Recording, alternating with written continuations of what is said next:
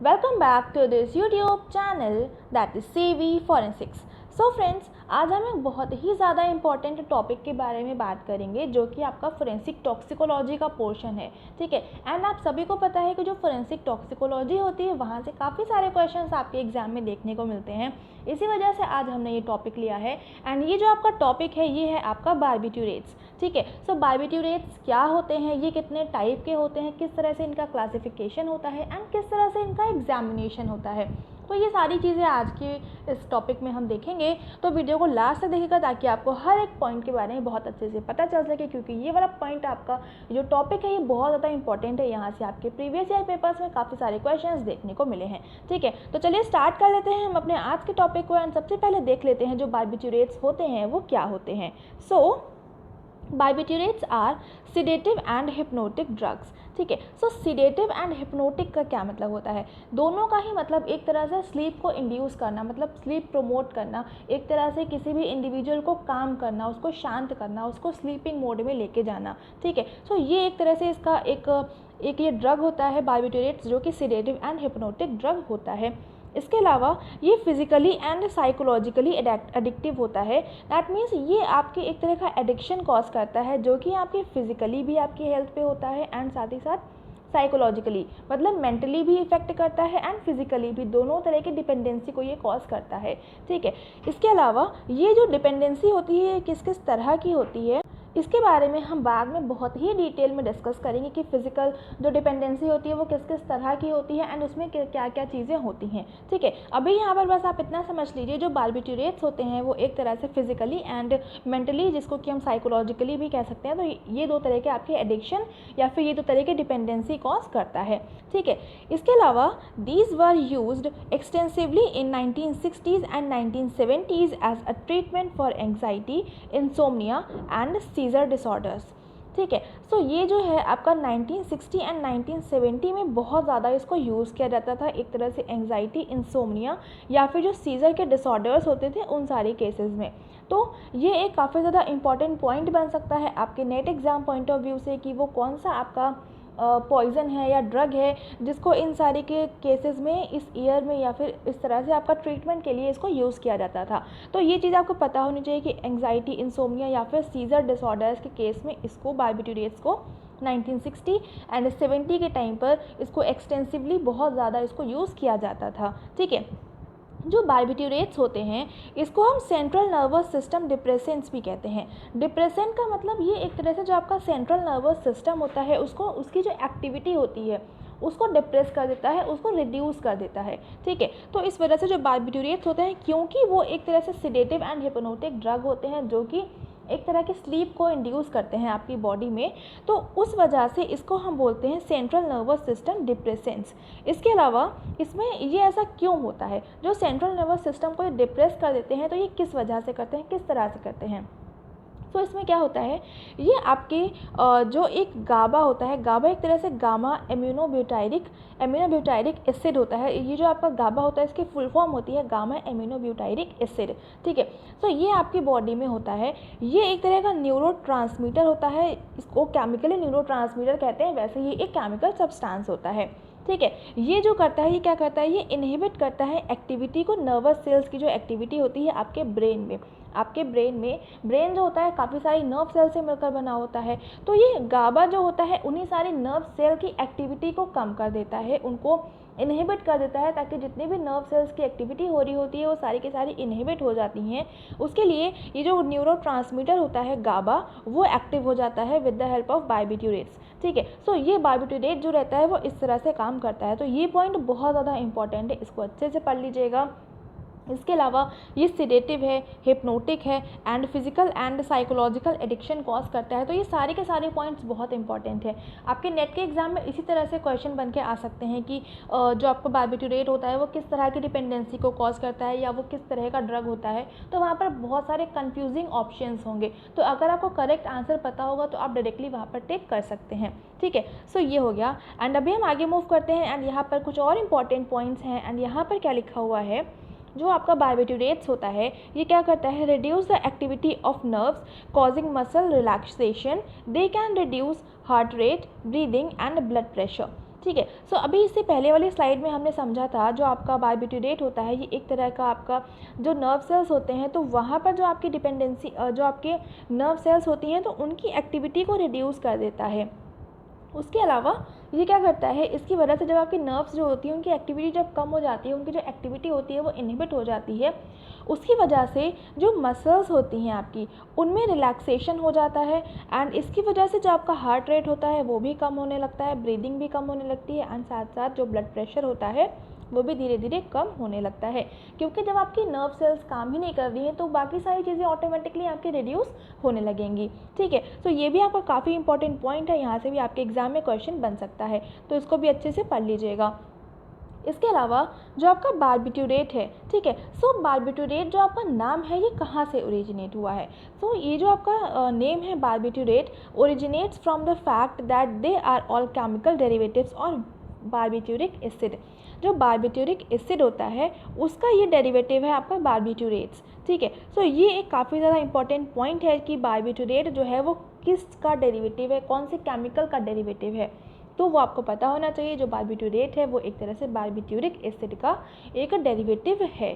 ठीक है, इसके अलावा जो आपका बारबिट्यूरेट होता है उसको कॉमन जो आपके टर्म्स होते हैं जो स्लैंग लैंग्वेज में उसको नाम अलग अलग नामों से जाना जाता है, तो वो नाम बहुत इंपॉर्टेंट है, क्योंकि जो आपके कॉमन नेम्स होते हैं तो यहाँ से आपको क्वेश्चन पूछा जाता है जनरली, क्योंकि जब भी आप किसी भी क्राइम सीन पर जाएंगे तो आपको वहाँ जो भी ड्रग मिलेगा तो उसके वहाँ के लोग जहाँ के जो नेटिव होते हैं तो उनको एक कॉमन नेम पता होता है। ठीक है, तो अगर आपको उनके कॉमन नेम नहीं पता होंगे तो आप फाइंड आउट ही नहीं कर पाएंगे कि वो क्या कह रहे हैं।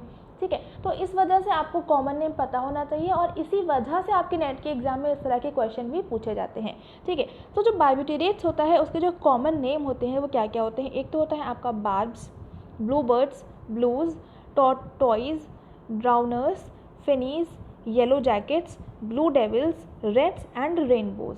ठीक है, सो ये सारे के सारे आपके नाम होते हैं, इनको अच्छे से पढ़ लीजिएगा। ये आपके एग्जाम में डायरेक्टली क्वेश्चन पूछ सकते हैं कि बारबिट्यूरेट्स को हम किस और नाम से जानते हैं, या फिर ये जो आपके अदर नेम है इन्हीं का नाम दे देंगे और पूछ लेंगे कि इनको और किस नाम से जाना जाता है या फिर ये क्या होते हैं। ठीक है, तो ये इस वजह से आपको सारे के सारे नाम पता होना चाहिए, इनको बहुत अच्छे से पढ़ लीजिएगा।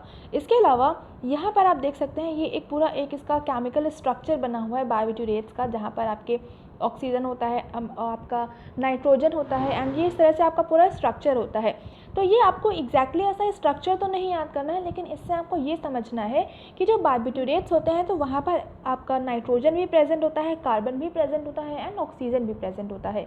ठीक है, सो इससे अगर आपके एग्जाम में क्वेश्चन आ सकता है कि वो बारबिट्यूरेट्स जो होते हैं आपके वो कैसा कंपाउंड होता है, तो आप यहाँ से बता सकते हैं कि ये आपका हेक्सागन, आपका एक हेक्सागन स्ट्रक्चर होता है इसका, या फिर इसमें नाइट्रोजन कंपाउंड्स प्रेजेंट होते हैं। तो इस तरह से आपके क्वेश्चन आ सकते हैं। तो ये आपको स्ट्रक्चर एक माइंड में आपको बिठा लेना है कि हाँ इस तरह से इसका कुछ स्ट्रक्चर होता है एंड एक बार आप देखेंगे तो आपके माइंड में वैसे ही फिट हो जाएगा। ठीक है, सो ये हो गया आपके कुछ कॉमन टर्म्स आपके बारबिट्यूरेट्स से रिलेटेड। एंड अभी हम आगे मूव करते हैं एंड यहाँ पर जो आपके बारबिट्यूरेट्स का क्लासिफिकेशन होता है, जो आपके बारबिट्यूरेट्स के टाइप्स होते हैं, तो ये बहुत ज़्यादा इंपॉर्टेंट है, क्योंकि यहाँ से आपके एग्जाम में डायरेक्टली क्वेश्चन आता है कि मान लीजिए पूछ लेंगे आपका एमाइलो बारबिटोन कौन सा आपका बारबिट्यूरेट का है, किस तरह का वो इफेक्ट कॉज करता है, तो ये सारी चीज़ें होती हैं। तो इस वजह से यहाँ पर मैंने कुछ कॉमन आपके जो एग्जाम्पल्स होते हैं वो लिए हुए हैं।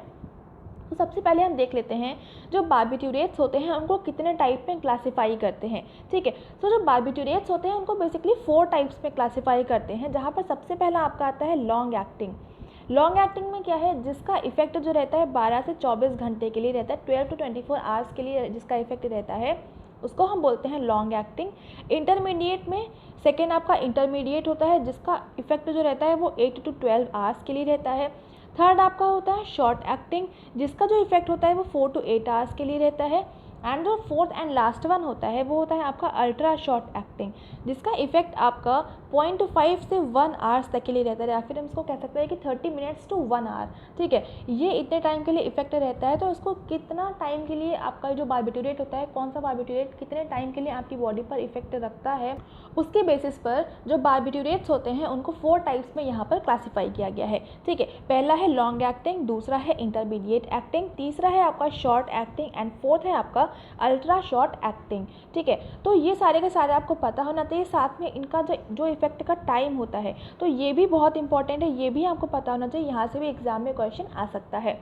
ठीक है, तो अभी हम बात कर लेते हैं कि जो आपके ये होते हैं इनके एग्जाम्पल्स क्या क्या होते हैं। ठीक है, सो जो लॉन्ग एक्टिंग होता है उसका एग्जाम्पल क्या क्या होता है, बार्बिटोन, फिनोबार्बिटोन एंड थर्ड होता है मिथाइल फिनोबार्बिटोन। ठीक है, इसके अलावा जो इंटरमीडिएट होता है उसको क्या क्या होते हैं, एमाइलोबार्बिटोन, एमोबार्बिटोन, एप्रोबार्बिटोन, साइक्लोबार्बिटोन, पेंटोबार्बिटोन एंड ब्यूटोबार्बिटोन। ठीक है, सो जहाँ जहाँ पर बार्बिटोन लिखा हुआ है उसको हम बार्बिटल भी लिख सकते हैं। ठीक है, बार्बिटोन की जगह बार्बिटल, BARBITAL। ठीक है, तो यहाँ पर इसकी अगर आपके एग्जाम में अगर बार्बिटोन लिखा आए तो आपको पता चल जाएगा, लेकिन बार्बिटोन नहीं लिख के बार्बिटल लिख के आएगा तो भी वहाँ से आप आइडेंटिफाई कर सकते हैं कि ये वही चीज़ है। ठीक है, सो आपकी स्पेलिंग में मतलब जो आपका नाम होता है इसको बार्बिटोन बार्बिटल दोनों ही कहते हैं, तो इसमें कंफ्यूज मत होइएगा। ठीक है, तो यहाँ पर आपके इंटरमीडिएट में क्या क्या है, एमाइलोबार्बिटोन जिसको हम एमाइलोबार्बिटल भी कह सकते हैं, इसी तरह से एमोबार्बिटल, एप्रोबार्बिटल, साइक्लोबार्बिटल, पेंटोबार्बिटल एंड ब्यूटोबार्बिटल। ठीक है, इसके अलावा जो शॉर्ट एक्टिंग होते हैं वहाँ पर भी कुछ है, जैसे कि पहला आपका आता है हेक्सोबार्बिटोन, क्विनल बार्बिटोन, पेंटोबार्बिटोन, सीकोबार्बिटोन एंड साइक्लोबार्बिटोन। ठीक है, सो यहाँ पर जैसे बार्बिटोन है, यहाँ पर भी बार्बिटोन की जगह बार्बिटल हो सकता है, जैसे कि आप यहाँ पर देख रहे हैं ये सीको एंड पेंटो में आपका बार्बिटल लिखा है तो वो बार्बिटल की जगह बार्बिटोन भी हो सकता है। इसके अलावा अगर हम अल्ट्रा शॉर्ट की बात करें तो वहाँ पर है आपका मेथोहेक्सिटल जिसको हम मेथोहेक्सोबार्बिटोन या फिर मेथोहेक्सोबार्बिटल भी कहते हैं। ठीक है, मेथोहेक्सोबार्बिटोन, मेथोहेक्सोबार्बिटल, मेथोहेक्सिटल। ठीक है, ये तीनों एक ही चीज़ें हैं, तो यहाँ पर भी बिल्कुल कंफ्यूज मत होइएगा। ठीक है, इसके अलावा जो सेकेंड वाला है आपका वो है थायोपेंटल। थायोपेंटल इसको हम थायोपेंटोबार्बिटोन भी कह सकते हैं या फिर थायोपेंटोबार्बिटल भी कह सकते हैं। ठीक है, तो ये हो गए आपके एग्जाम्पल्स।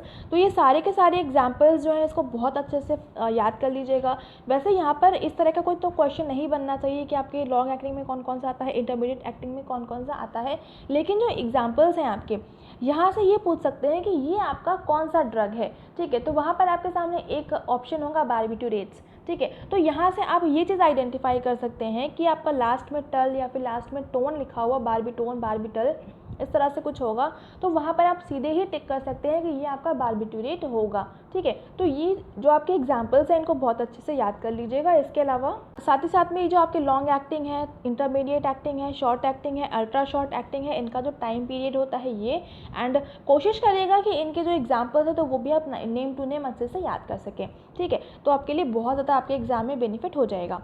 ठीक है, सो ये हो गया आपका टाइप्स ऑफ बार्बिटुरेट्स। एंड अभी हम आगे मूव करते हैं एंड यहाँ पर हम बात कर लेते हैं जो प्रीलिमिनरी टेस्ट होते हैं आपके बार्बिटुरेट्स के उनकी।